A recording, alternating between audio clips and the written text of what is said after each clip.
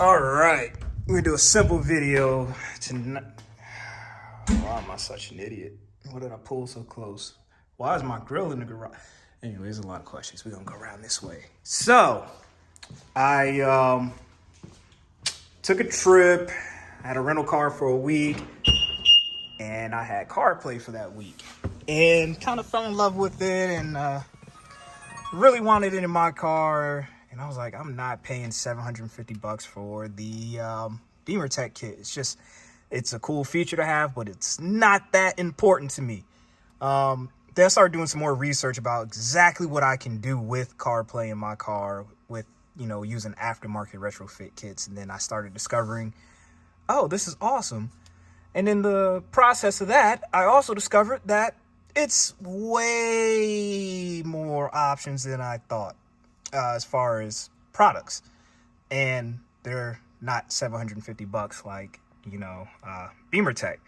Pretty sure it's a great kit, but I don't want CarPlay that bad. So instead of doing like the whole install video, I might throw some clips up about what's special or different when you have the Harman Kardon setup in your car, because essentially you would take this panel off, you would take that off, and you would just have the head unit behind there, which takes up this top portion in the standard BMW audio, but this entire panel is filled with the Harman Kardon head unit, so you can't just slide stuff in there. And also with the Harman Kardon, you have a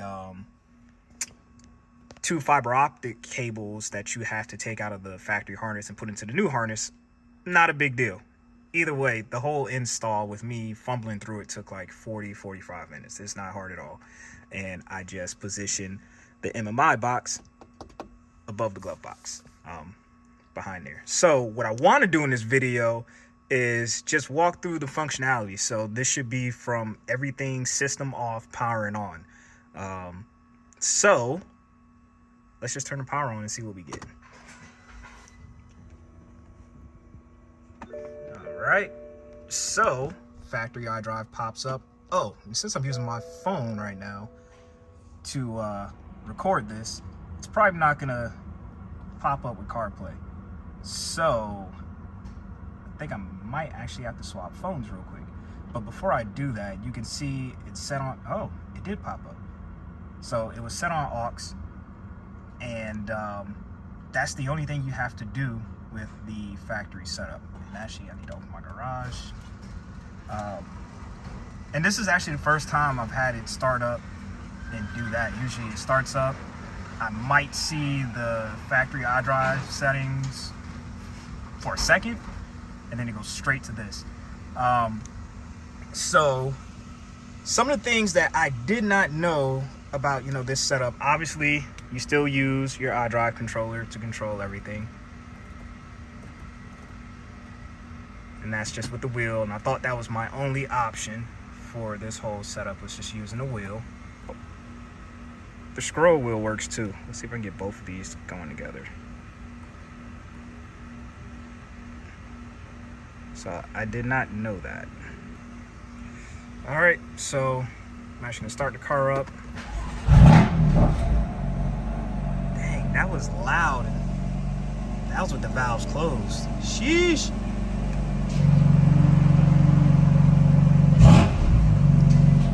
All right, enough of that. So we'll put it in reverse.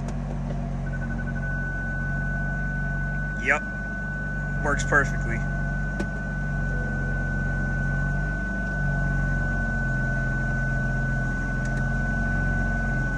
Now, as soon as that goes away, boom, CarPlay comes back up, and we're good to go.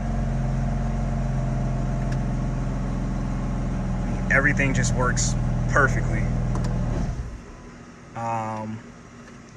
Let's get out of here. So back button, back button, back button, and back button again. We'll get into the settings now. So you hit BMW with this particular kit. It's set on, oh, it did pop up. So it was set on aux, and that's the only thing you have to do with the factory setup. And actually, I need to open my garage. And this is actually the first time I've had it start up and do that. Usually it starts up, I might see the factory iDrive settings for a second, and then it goes straight to this. So some of the things that I did not know about, this setup, obviously you still use your iDrive controller to control everything. And that's just with the wheel, and I thought that was my only option for this whole setup, was just using the wheel. Not the case. The back button does work. So hit the back button. So now I'm on the menu. The back button again. I go back to, I guess the dashboard you would call it. Also, something nobody ever really talked about. The scroll wheel works too. Let's see if I can get both of these going together. So I did not know that. And I don't need everybody knowing where I live, so let's just politely get out of there.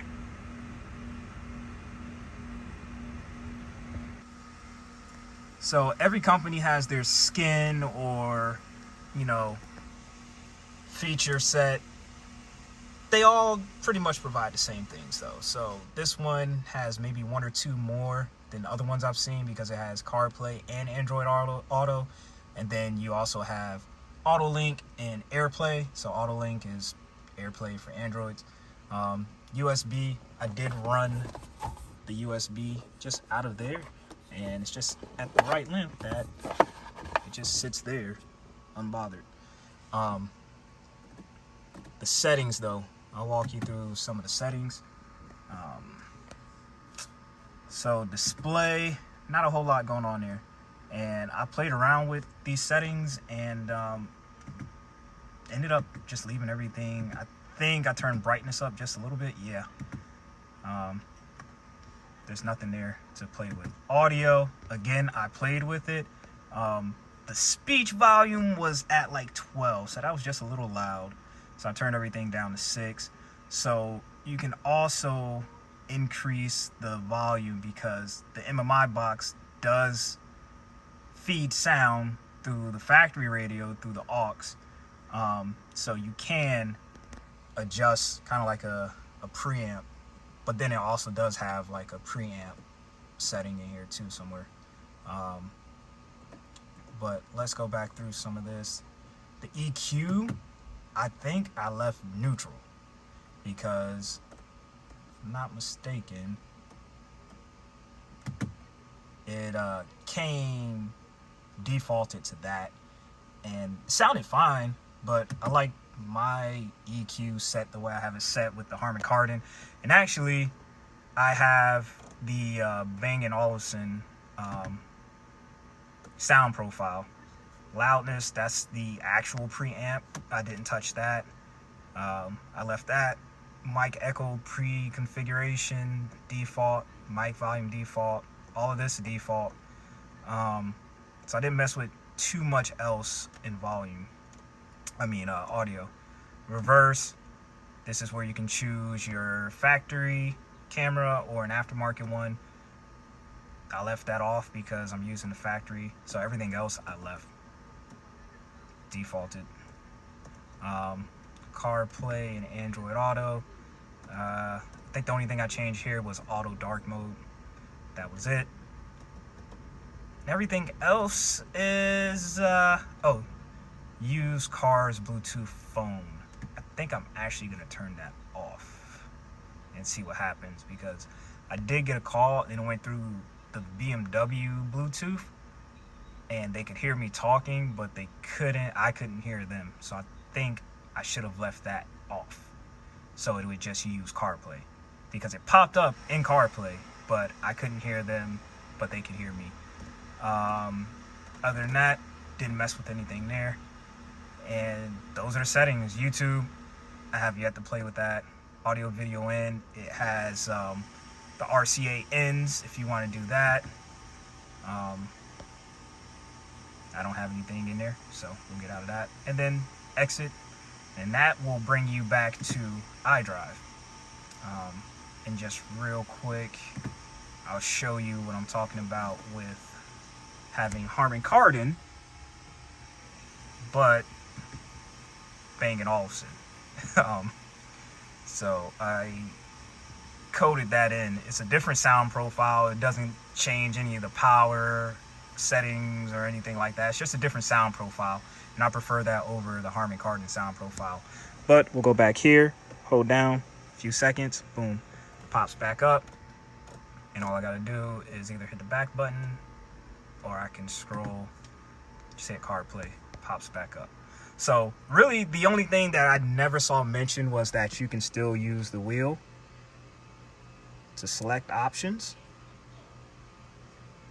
And it's a nice little feature to have. So you scroll with the wheel and then you just push to select. And sound quality, it's awesome. I think it's a little bit better than when I used to just, regular Bluetooth in. It's not going to play any audio now because I'm using my phone to record this. Just want to make a quick video. But yeah, no complaints for 250 bucks, folks. I am super happy with this. So, I hit the button too many times. So I'm still kind of figuring it out for myself here. But yeah, I am definitely happy with that. Can't beat it, man. Can't beat it. So hopefully this helps you guys make some choices in the future. If you want CarPlay and you don't have the latest iDrive, I think this only works for MBT Evo in the older CIC system. So essentially 2009 to 2016 or 17 for most BMWs. This is a 15, so this is a pre-LCI F chassis with NBT. And the way they describe it is if your car, let's see, if it says multimedia, not CD or USB at the top, if it says multimedia, then you can use this kit. So you should be good to go. Again, this is on aux, and notice CarPlay didn't pop up because we turned the car off with iDrive on. So we'll hold the button, auto connected, there it is. I don't know if it auto connected or as I pushed the button it popped up, but I do have that option set up too, auto connect as soon as it connects to my phone to pop up with CarPlay. So there you have it, guys. That's what you get for an hour worth of work and 250 bucks. Now there are cheaper kits out there, but this was the CarLink it, or however you say it, CarLink kit, I don't know. Anyways, it's all one word. I'll drop a link down below. It was expensive enough for me to feel secure in it working, and it was, wow, I do need to get gas, but it was cheap enough for me to take a gamble and not be mad. Also, it's on Amazon, so you can just grab it. It got here, it would have been next day, but for some reason it was stuck at a facility and I got it 2 days later. So there you have it. You can add CarPlay to your car for about 250 bucks. If you want to go on the cheap end, 130 bucks for what looks like the exact same thing, or you go through Beamer Tech and pay 750 bucks is what was required for this car. And either way, you'll have CarPlay, so enjoy.